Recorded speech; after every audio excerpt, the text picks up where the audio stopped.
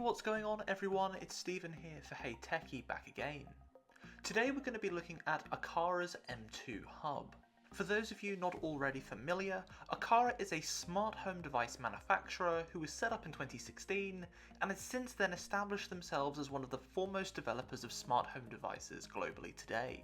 They're still relatively new here in Europe, so today I'm going to be having a look at the Aqara M2 hub. In particular, Aqara is known for their cheap accessories, especially when compared with their competitors. Even better for us Apple smart home enthusiasts, Aqara devices are fully supported by Apple HomeKit as well as Google and Amazon ecosystems. But in order to use any of their accessory devices, you're first going to need a hub. And in today's video, we'll be asking the question, should you buy the Aqara M2 hub? Now, it was released here in Europe earlier this year, and after having had a chance to gather my thoughts on it, here is our video. So sit back, relax and enjoy. Before we go any further, we'd like to thank Aqara for sending us this hub for the purposes of the review. As always though, here at HeyTechi, we pledge to only give you our completely unbiased opinions.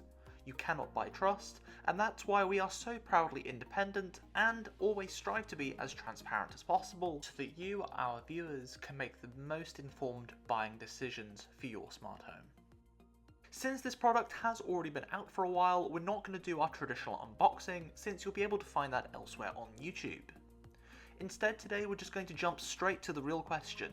What can this hub do for you, and should you get one? First off, what can this little hub actually do? Now, long-term viewers of the channel will know I'm really not a fan of additional hubs in the smart home. Often they just sit there and don't do anything else except to allow you to connect devices to them and then into HomeKit. The classic example of this is the IKEA Home Smart Hub, which, except for these purposes, is entirely useless. What Aqara has done here though is to actually make their hub multi-purpose, and this is something that I fully support. In doing so, it means that this hub is actually useful and contributes to your smart home rather than just simply functioning as a gateway to a new ecosystem of HomeKit devices. So fundamentally then, there are three things that this hub can do for you. Number one, it will allow you to connect Aqara devices, sensors, etc. to your smart home. Number two is that it's got a built-in IR blaster inside the hub, which means you can integrate any device in your home that has an infrared remote control.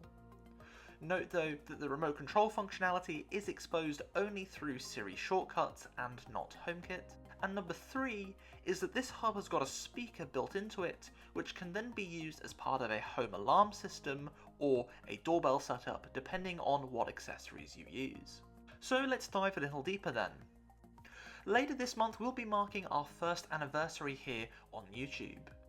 We're pushing to try and hit the big 2,000 subscriber mark before the end of this month to round off our incredible first year here at HeyTechi. So if you haven't already done so, please consider subscribing. We bring you brand new Apple smart home related content every single Sunday, and if that's the kind of content that you're interested in, make sure to hit that subscribe button. The IR blaster, in my opinion, is a great feature, and it's something which I have been already using in my setup with SwitchBot, and this is how I integrated my Robert R3000 vacuum cleaner into my Apple smart home setup. Check out my video here. Now, after experimenting with Aqara's remote integration with Siri shortcuts, I honestly haven't been able to tell too much difference between the devices. The Aqara hub offers a 360-degree signal with the IR blaster, which should mean that you get better coverage with compared to say the SwitchBot device. But having tested it now for around a month, I honestly can't say I've noticed much difference in performance whatsoever. Now that could well be down to a variety of factors, including the shape of my room and where the commands to the vacuum are being issued from, but if I'm not noticing much difference in this example, especially when the vacuum cleaner moves around, I don't think that this is going to offer you much difference if you already have an IR blaster product in your home. Now, whilst I might sound quite skeptical about this, it's important to reflect that I've always been very happy with my SwitchBot IR blaster and I've never experienced any problems with it. So the fact that Aqara is living up to that same standard, at least to me, tells me that this is a quality product, and I think it's something that you will find reliable if you wish to use it. The downside is that you can't integrate your Siri shortcut IR commands into HomeKit or into any automations. Now, this isn't something that SwitchBot can do either, so I suspect that this is a limitation of the software that Apple provides, but it is important to note. If an IR blaster with Siri shortcuts integration isn't something you've already got in your smart home though, it's a really good additional reason to pick up an M2 hub, as at present it is the only Aqara smart home hub that actually does this. The other additional feature on board the M2 is the speaker system, which is useful as part of an alarm setup. Now in HomeKit, the hub itself appears and has its own tile, which is how you can activate the alarm system. Now, the hub cannot do this all standalone. You are going to need to pair this hub with Aqara motion sensors in order to be able to use the alarm properly. Now, that does mean that I've not been able to fully test this feature myself, as Aqara did not send me any smart home motion sensors, but I do hope to do so in future and do a little update video, especially for you. However, the speaker itself is the most important aspect of this potential setup as far as this video is concerned, and I can report that this speaker performs okay. Now, I've got to be honest, the speaker isn't very loud, and clearly it's been added in to add extra value to this product. Now sure, the speaker probably will wake you up if you happen to be in the room or the room next to it, but if it's the other side of the house, you probably won't hear it. Now a workaround for this could be to connect a louder speaker to an Aqara smart plug, and there are US and EU versions available, but unfortunately there are no British options just yet, so for now you're going to be stuck without another workaround. One of the main perks of using the M2 hub over other Aqara hubs is that you'll be able to connect up to 128 Aqara accessory devices, which is significantly more than their other hubs. And to be completely honest, is probably a bit excessive. I really can't imagine many situations where you would need that many sensors in your home. Now this number sounds great, but the hub can't do that standalone unfortunately. The hub itself can only support 32 devices, but if you need to get up to that 128 benchmark, you're going to need to invest in several more repeater devices, which are typically Aqara accessory devices like wall switches that are powered directly from the mains. Now this means if you rent like me and you need a lot of devices, you're probably going to need to think about investing in a second hub or maybe some of those wired switches if your landlord allows. It's a little bit annoying, and that 128 figure is something you hear all of the time when you people are talking about the M2 hub. Just be aware that if you want to get to that level of integration, you're going to need a lot of repeated devices. There are two other things which I think should get an honourable mention in this video: the Ethernet port and the micro USB.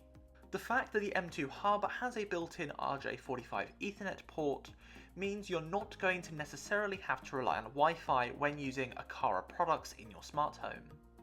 Now, as someone who has recently had to endure living with a smart home with poor Wi-Fi, if your connection is in any way unreliable, you cannot underestimate the benefit of having a wired setup.